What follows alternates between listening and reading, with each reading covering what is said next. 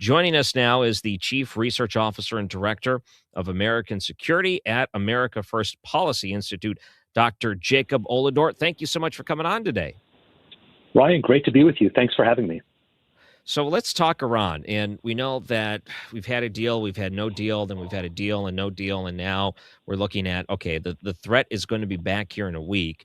And it's going to be a pretty big escalation if Donald Trump follows through and says we're going to take out power plants and bridges. Where do you think we stand right now with Iran? And is this the type of talk that Iran needs to hear in order to get something done?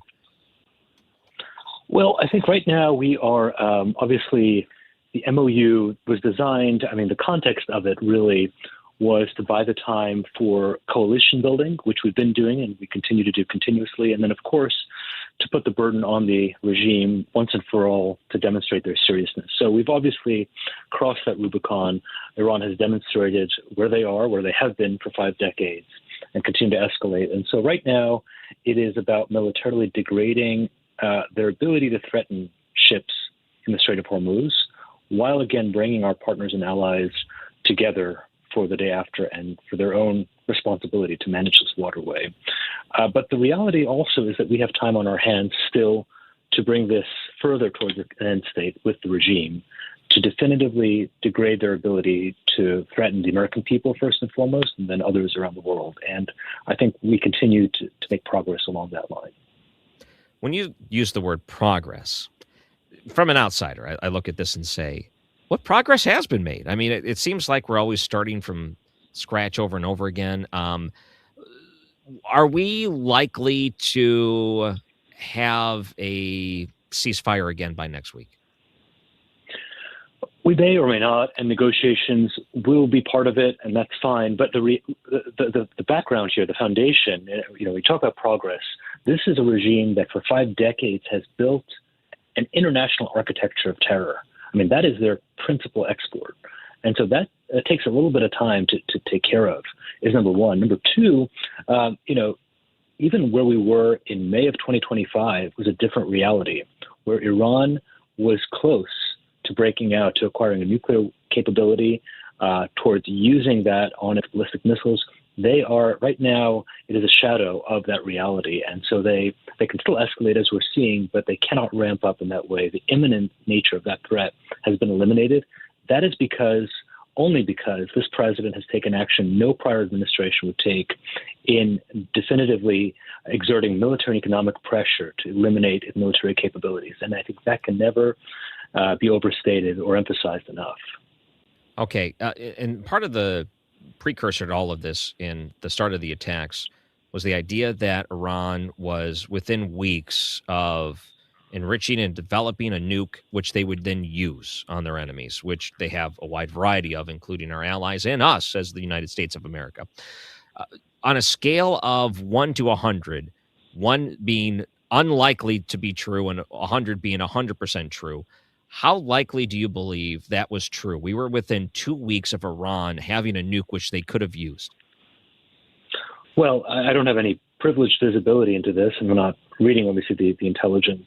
But there have been time and again reports for many years now, and declassified reports as well, about how they have consistently lied to international inspectors, how they have cheated even their commitments on the 2015, the Obama nuclear deal. As horrendous as that was, they did not live up to that.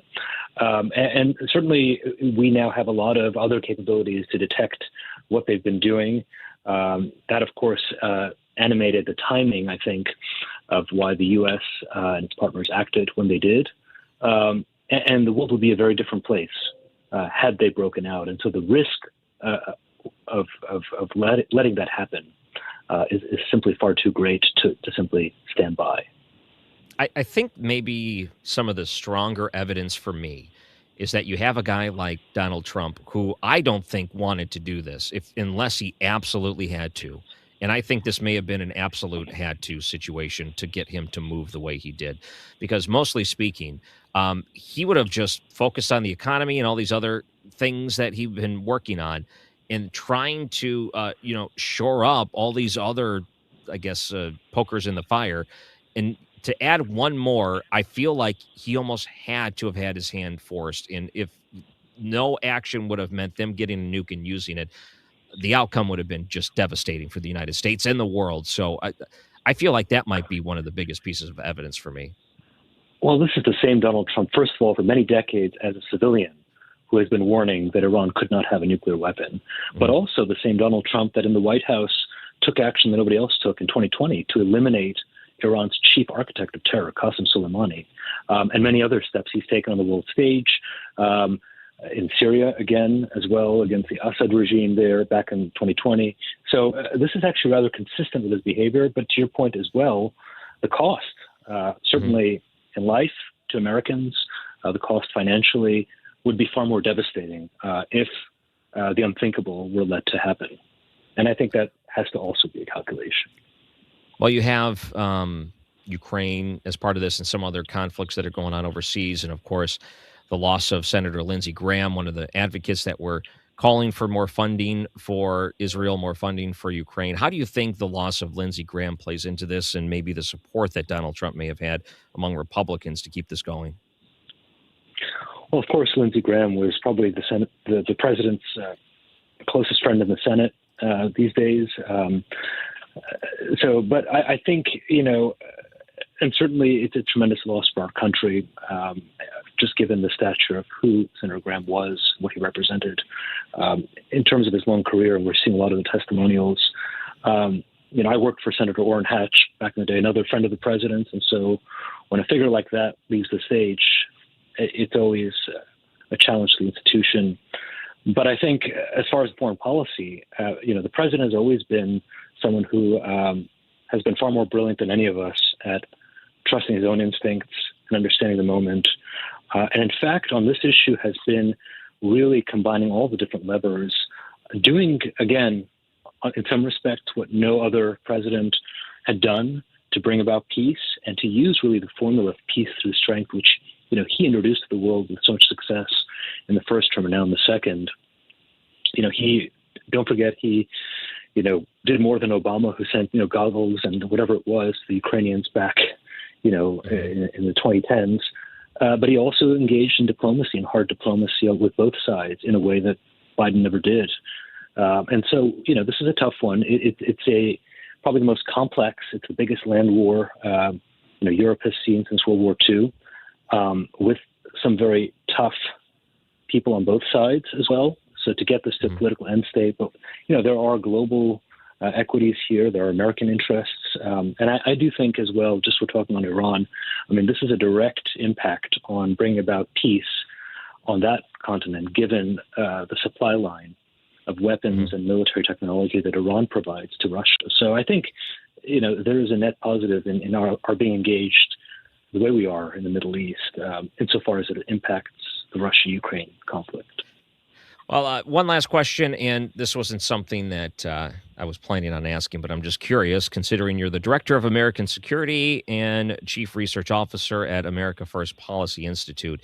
There was the story about how the president came back, a redirect, and a leak to the New York Times with some of this information. They're doing an investigation of who was sending this sensitive information to journalists inside of the media.